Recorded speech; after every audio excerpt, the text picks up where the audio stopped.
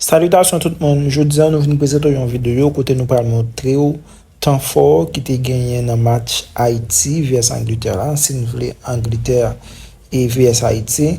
Donc, nous avons plus basé sur temps fort et sur jeux haïtiens et action marquante qui devait gagner dans le match là. Bon, bien que nous ne pouvons pas faire tout jeux et qui fait action et dans le match ça, mais quand même, nous avons plutôt enjoy la vidéo ça.